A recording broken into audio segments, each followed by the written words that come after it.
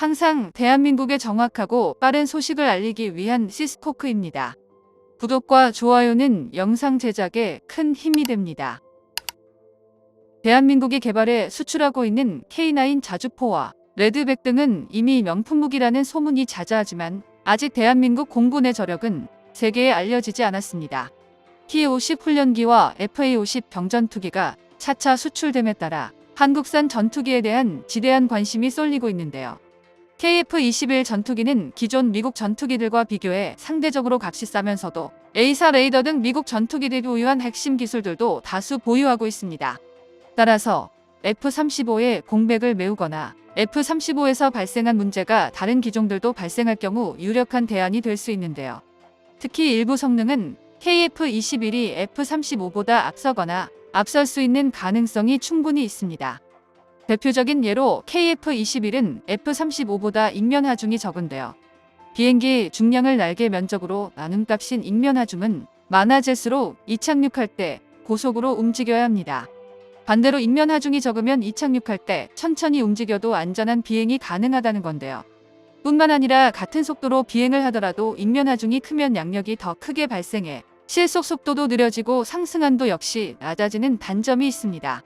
그래서 정리를 해보면 KF-21이 F-35보다 더 유연성 있는 활동이 가능하다는 것입니다. 이러한 점들을 고려하면 미국의 F-35 공백을 메울 유력한 기체로 우리 KF-21이 거론되는 건 당연해 보이는데요. 그런데 전차의 강국으로 소문난 서유럽 국가인 독일에서 KF-21 전투기에 관심을 보이며 이례적인 반응을 보이고 있습니다. 독일의 언론에서는 KF-21 전투기가 러시아산 수호이 전투기를 포함해 중국산 전투기와는 기술적 태생이 다른 전투기라고 말했는데요. KF-21 전투기를 보면 독일 공군이 도입을 준비 중이었던 F-35의 외형과 닮았으면서도 확실히 다르다고 설명하고 있습니다. 첫 번째로 그 이유를 엔진에서 찾고 있는데요. F-35는 엔진이 단발형인 싱글 엔진 기체이지만 KF-21 전투기는 쌍발형 트윈 엔진 기체라는 겁니다.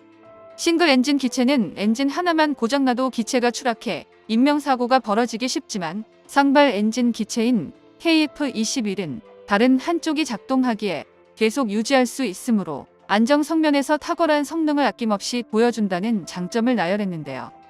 또한 독일의 유명 군사 정보 언론 슈피켈에서는 부품을 구하기도 매우 힘들어지고 기존 스텔스 전투기와 비교해봐도 2배 이상의 값비싼 유지비를 가진 사실상 유럽의 실패작인 유럽 파이터 타이푼 전투기의 새로운 대안을 독일 공군이 찾아 나서고 있다고 했습니다.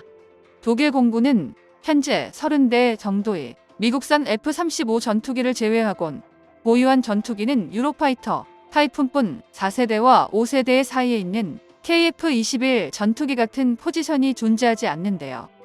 결정적으로 전투기 대수가 부족해 공군력이 충족되지 못했습니다.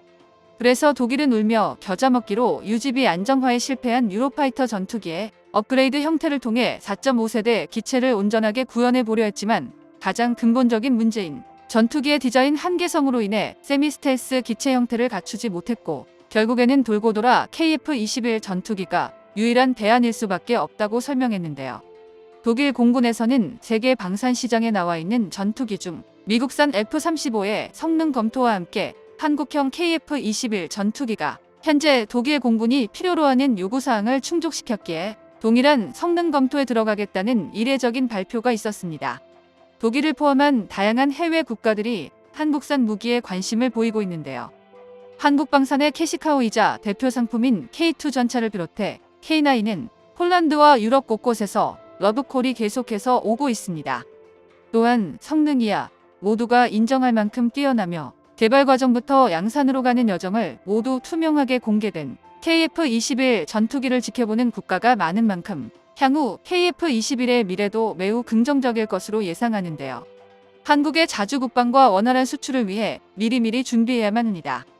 그런데 이러한 상황 속에서 KF-21과 관련해 독일이 관심을 가지게 된 결정적인 이유가 발생했는데요.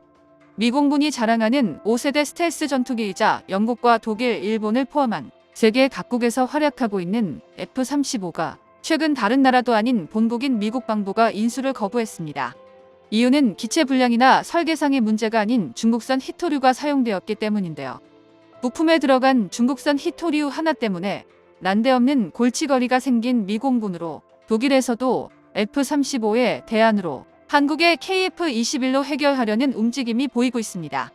미국의 로키드 마틴이 개발한 5세대 전투기인 F-35는 현재까지 미 공군에 88대 인도했고 현재 미 공군의 주력 기체 중 하나인데요. 올해 총 150대가 넘는 전투기를 유럽에 위치한 독일 및 서유럽 국가에게 인도할 계획이었던 F-35의 앞날에 갑작스럽게 빨간불이 켜졌습니다. 기체 엔진에 사용된 부품에 중국산 히토류가 들어간 사실이 밝혀졌기 때문인데요. 미 국방부의 F-35 합동사업단 대변인의 의견에 따르면 지난달 진행된 조사 결과 F-35 엔진의 터보머신 윤활유 펌프에 쓰인 부품이 중국산 합금인 것으로 확인됐습니다. 이러한 사실이 문제가 되는 이유는 미국 현행법과 국방부 조달 규정에서 중국과 러시아같이 미국의 경쟁 국가인 경우 경제 제재 대상 국가들에서 생산한 특수 금속이나 합금 사용을 금지하고 있기 때문인데요. 그럼에도 F-35는 이번에 확인된 부품처럼 중국산 재료로 만든 다른 부품도 쓰였는데 해당 부품은 미 국방부에서 사전에 허가한 것이라 이번에 확인된 부품과 달리 문제되지는 않았습니다. 이번 부품 문제로 인해 미 공군의 F-35 인수가 중단됨에 따라 로키드 마틴 측에서는 앞으로 터보머신 생산은 미국산 소재를 사용한 합금으로 하겠다는 입장을 밝혀야 했는데요. 그러나 이 기체도 F-35 인수가 중단된 현재 상황에서 즉시 대안이 될 수는 없습니다. 예상 도입 시기가 빨라도 2028년 이내라 실제 도입에는 5년 이상이 걸릴 가능성이 있기 때문인데요. 그래서 현재 미 공군에서는 F-16을 업그레이드한 F-16V를 보강하고 보급을 더 늘리는 것으로 가닥을 잡았습니다. 이러한 일련의 흐름들은 우리가 개발한 KF-21이 미국을 포함한 다른 나라들에 수출할 수 있는 발판이 되고 있는데요. 한국은 전기차를 포함한 기존 친환경차에 사용된 고가 원자재를 재활용하는 원자재 재순환 기술도 개발 중입니다.